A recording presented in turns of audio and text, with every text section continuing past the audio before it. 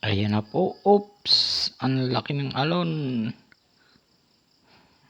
Ang hirap pasakayin ng bangka sa alon. Magulo ang alon, hindi yung diretsuhan lang.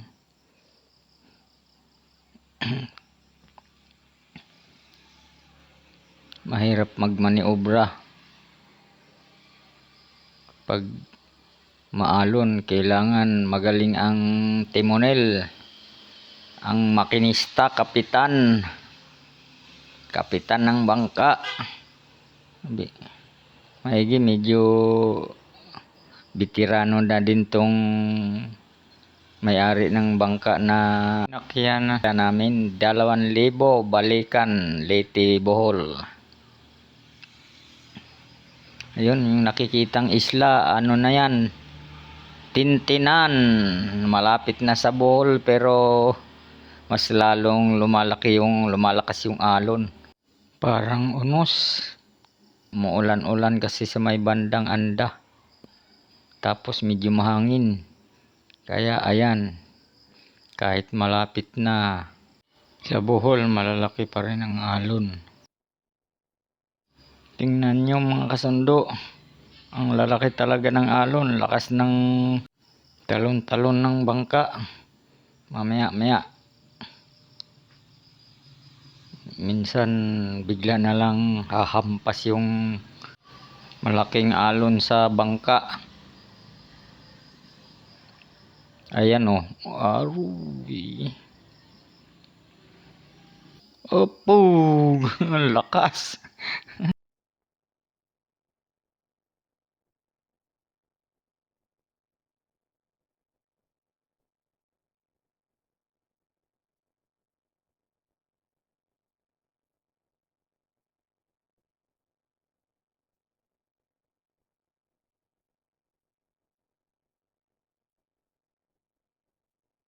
Pinaghandaan ko talaga na makuhanan sa video yung alon, kaya yung camera nilagay ko na sa waterproof case.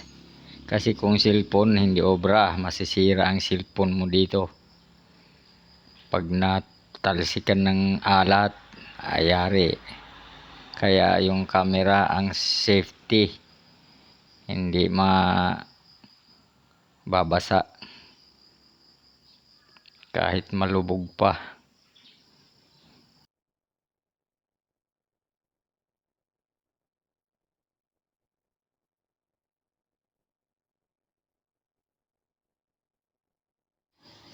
Minsan yung makina parang nahihirapan pag na sabak sa malaking alon. Parang nabibilaukan, biglang bumabagal. Huwag lang mamatay at mahirap na. Hindi na mamaniobra kung saan papabor sa alon.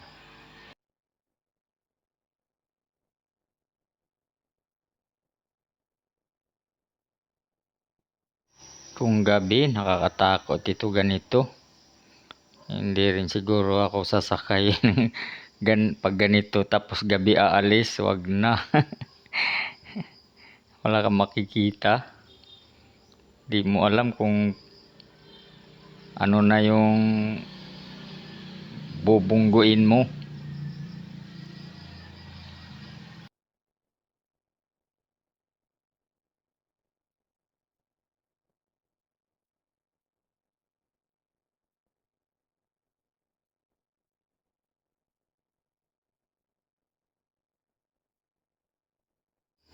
Ayan yung isla ng Tintinan, oh. Medyo malapit-lapit lang.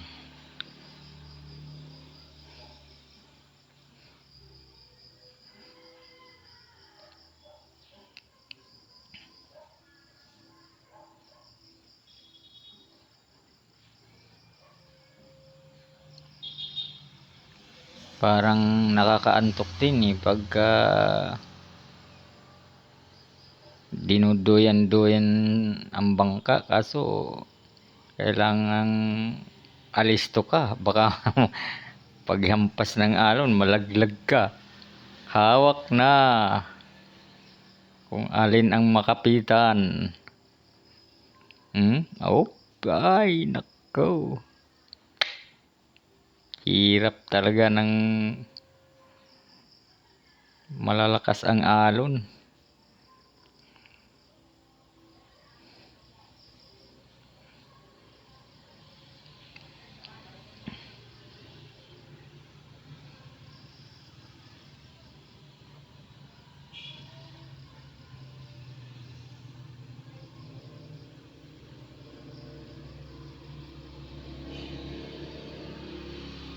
Di kami makapag-snack kasi kailangan may nakahawak ka sa matibay na hawakan. Pagka hindi ka hawak, delikado, baka malaglag. Kaya hindi na kami nag-snack. May dala pa naman kaming pang-snack, tinapay, tsaka latundan na saging.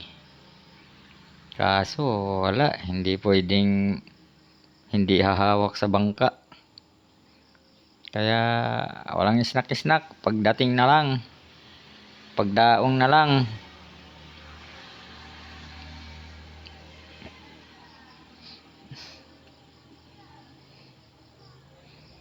Natalsikan na nga yung lens ng camera eh. Ayan oh. Nagbablurred.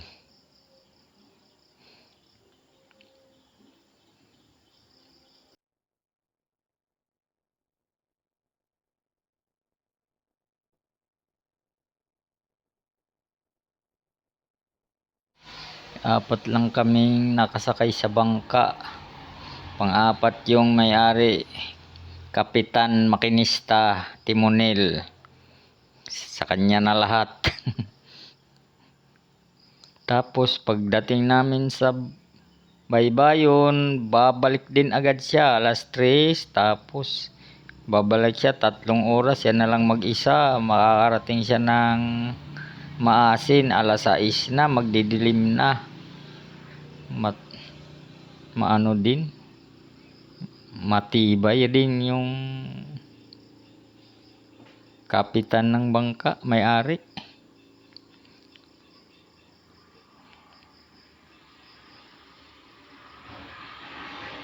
May edad na. Baka mga sing edad ko lang siguro to. Senior na din. Pero sanay sa dagat. Siya gumagawa ng bangka niya. Itong sinakyan namin, pag nalutang na yung bago niyang gawa, for sale na ito. Ang haba nito daw nasa mga 18 feet. 18 ba yun? Parang ganun. Tapos yung makina 10 horsepower lang. Yung bago niyang gawa, medyo mahaba-haba na.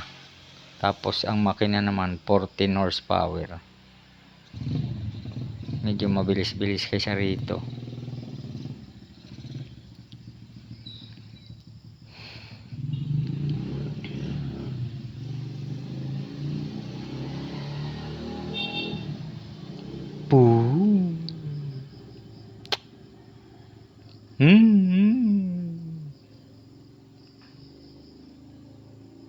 Kapit lang dyan.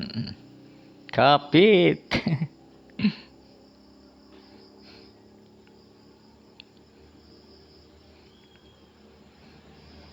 Para kang sumakay sa kabayo. Matalon-talon.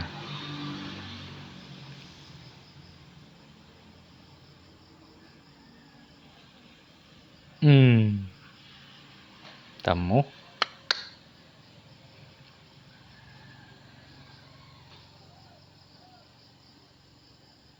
Pag nalubog, wala kaming salbabidang dala. Walang galon o anumang lumulutang na makakapitan. Hindi nakahanda. Dapat mayroon talagang in case of emergency. Pero di Di naman namin alam na ganito kalaki yung mga alon. Nung papunta kami ng Leyte, hindi naman ganyan. Hindi nga kami nabasa eh. Tapos pag uwi, nako, walang tuyo. Basang basa. Pati yung mga damit na nakalagay sa bag, nilagay na doon sa may ilalim, may takip, nabasa pa din.